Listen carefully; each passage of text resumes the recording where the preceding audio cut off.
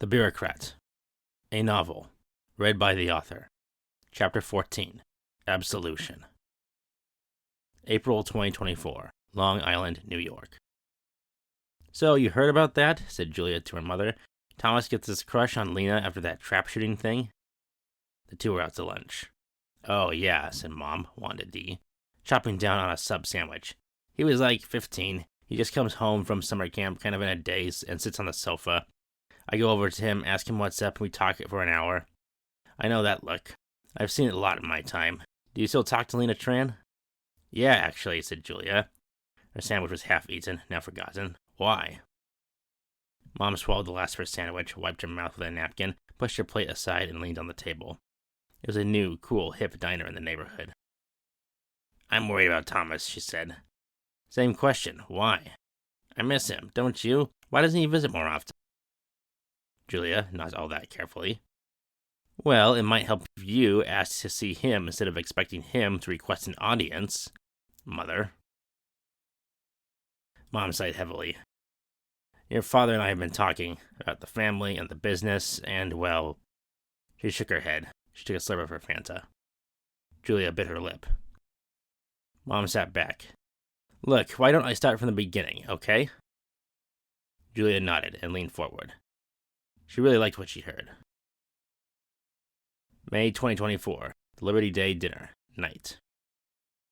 The scene: a large banqueting hall in downtown Bellevue, Washington. The players, all the big shots who voted for Trump twice who live in Seattle. The keynote speaker was a retired tax attorney. Thomas Dy did not catch his name. He thought he was from Yakima. Possibly, maybe. Irrelevant, he thought to himself, as he let the papery salad, the rubbery chicken, the pasty risotto, the crunchy asparagus, the grainy coffee, and the delicious top-of-the-line cutting-edge ice water slowly move through his digestive system.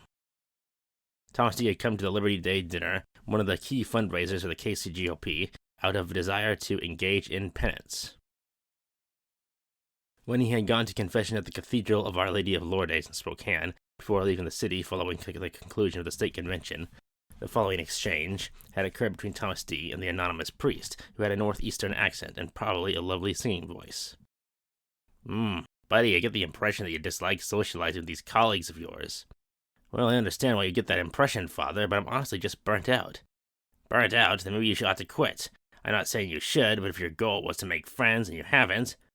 "But I have made friends, plenty of friends." "Do you know what our blessed Lord did with his friends on the night he was betrayed?"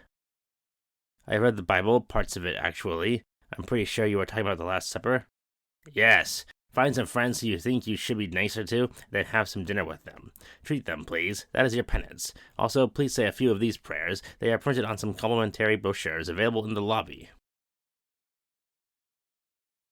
Thomas had planned on skipping the Liberty Day dinner, but he wanted to finish out his penance as soon as he could.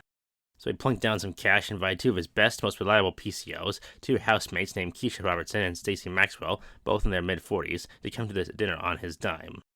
Because they were such good, stalwart PCOs. Well, they were, but man, Keisha and Stacy really liked that wine. "Shut up, Thomas," Thomas Dy thought to himself. "Please, Thomas Joseph Dy, do not say anything stupid. Please, shut up, shut up, shut up." He listened to the keynote speech. Keisha and Stacy giggled as they took selfies. He had carpooled with them from Keisha and Stacy's house. Thomas Dy had met them at their home in Columbia City, traveling there by Uber, and he had ridden in the front seat all the way to Bellevue now they were here. They liked that Thomas Dy had bought VIP tickets. They were flattered that he hadn't invited anyone else. They liked Thomas. They thought volunteering with the party was fun. They were good at showing up, which was a quality Thomas admired. They were energetic, very active, especially for their ages and professions. Thomas Dy liked them both. They were like his little sisters. Finally, the dinner was over. "Thank you, Lord," Thomas Dy thought to himself. "All right, time to head out," he said to Keisha and Stacy. "Okay, Thomas," said Keisha with a big smile. "I think I remember where we parked." Very good, thought Thomas. She did remember where they parked. They got to the car, in the parking garage, just fine. Thomas was actually something of an amateur photographer, and had taken lots of pictures on his smartphone. Because he was bored, he spent some time editing and retouching them on his phone, so they looked like old classic photographs. He actually wound up taking a pretty nice photo of Sid Meiber, who showed up at the event and gave a stump speech. "Ooh, that's Sid?" said Stacy, a staunch Meiber supporter, when Thomas showed her the picture. Geez, why the Martin Luther King look, Thomas? Giggling. Sid Meier was a black man. Thomas was unfamiliar with his exact ancestry. He thought he was from San Francisco, just like Mom. Thomas rolled his eyes as he reflected on the exchange with Stacy. He buckled up in the front seat. I would give anything, he thought, almost anything, to have a Washington State gubernatorial candidate of either major party who was anything remotely like Martin Luther King Jr. in the slightest degree. I'd even be okay with a candidate who was something like Martin Luther King Sr., and I don't even know if that guy was famous for anything. But, of course, he said nothing of the kind out loud. Oh, Thomas, said Keisha, who was driving and laughing. Just so you know, I'm a little tipsy, so be aware of that. I'll try to take the back roads, so... Thomas tried not to go pale. We are driving from downtown Bellevue to Columbia City on Seattle's south side. There is no back roads route. He said nothing. Almost nothing. Do you want me to drive, said Thomas? I think I'll do okay. I have a stick shift.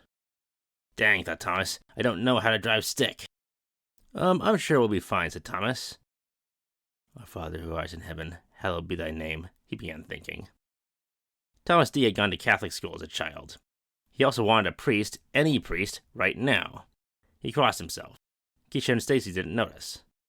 The drive went fine. When Thomas got home to his apartment around 10:30 p.m., he saw he had a text message from Julia from about 10 minutes prior. He hadn't checked his mobile phone while on the Uber ride home. It read, Hey, Thomas, you want to call on the phone tonight? It's a weekend, so I'll be able to stay up pretty late, EST. Would love to chat. Thomas smiled. Just the person to talk to right now. He dialed her number. Ring. Ring. Hello, Thomas? Hi, Julia. I got your text. What's up?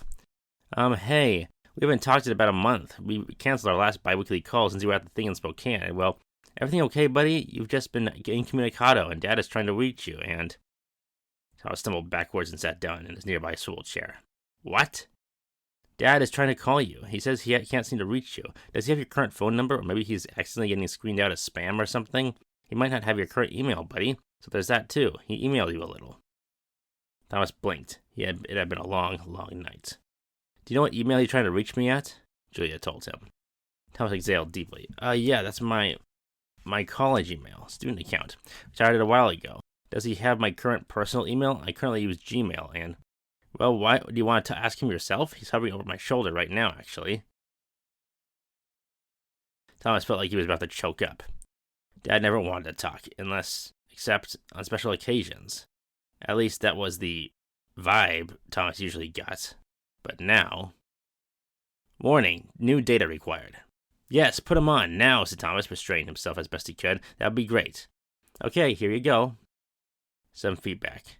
And then... Tommy, Hello. Tommy, how long has it? Hi, Dad, said Thomas. I'm sorry about... That was Dad who sounded like he was choking up. Dad. No, I am sorry. About last time. Let's start over. Your sister has told me many things. I'd like to hear it straight from the horse's mouth. A loud, garbled, static-tinged sniffle came from the speaker on Thomas Dean's phone. Thomas nodded. Fortunately, he happened to have a glass of ice water in his hand. He drank from it. His dad spoke to him. It's late over here, and probably over there. What did you do tonight, son? Thomas felt his throat get tight. He swallowed another drink of water. Dad, you know that I know about Miss Tran. You and I talked about her a lot at the airport in the yellow cab. So, before you moved away, look, and you know very well no charges were ever filed because you were technically not over the legal limit that night and you just smelled really bad and, son, I'm sorry, I of course trust you to be very responsible, so tell me about all the responsible, very, very, very most incredibly responsible things you've been doing lately. Please. What's up, Tommy? Tommy. What?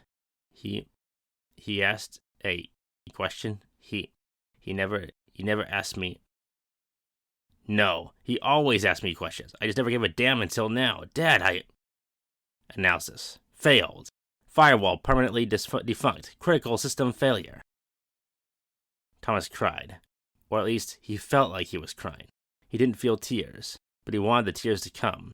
Please, send the tears. I want the tears. Dad feels something. I feel something. I want to feel something. I want him to feel something. Dad, where have you been? Finally. Thomas prepared to speak. He was perfectly intelligible on the phone. Well, I took 2 women to a party and they both got drunk. What? Ha ha ha ha ha ha! Tell me, you. Tell me everything. What are you doing over there, that rotten town? Son, I love you. June 2024. A quiet, extended weekend at a posh hotel in downtown Seattle. JJ and Wanda Dy had flown into SeaTac non-stop from New York, last night. Thomas met them at the airport that morning, ran up to them, and gave them both a big, long hug at the same time. He was dressed in an unbuttoned Hawaiian shirt and clean khakis. He had his contacts in. At Mom and Dad's hotel downtown. Politics, said Dad. He was munching on a very nice Caesar salad at the hotel restaurant. Wanda and Thomas were dining with him. It kind of surprised me too, honestly, said Thomas. Well, you're not boring, son, said Mom. She had a flat California accent and more glasses. Thomas grinned and ate a bit of steak. They're having an early dinner. Good weather out, sunny. Dad wiped his mouth with a cloth napkin. Thomas, I don't want to push you on this, but have you considered the offer any further? Thomas nodded. He was waiting for his dad to ask that question. I have, said Thomas. I actually gave it a lot of thought. Several metric tons of thought, actually. Wanda laughed at that one. Thomas was still smiling. The answer is yes. Dad beamed. Not that rare. Thomas, I want to take the position in the Baltimore office's finance department. Yes, I want to come home. I want to be back with you guys. Dad laughed out loud and reached over and clapped Thomas on the shoulder. Thomas was small, and James D. Jr. was a very, very big man. The prodigal son will soon return, he said, almost bellowing, smiling. Wanda looked knowingly in her husband's direction. She had a cat smile on. Thought Thomas as he and his parents left the restaurant. He'd promised to take them to see the local sights. What do you know that I don't, mother dear? This is The Bureaucrat, a novel by Levi Sweeney. You've been listening to Chapter 14. Thank you.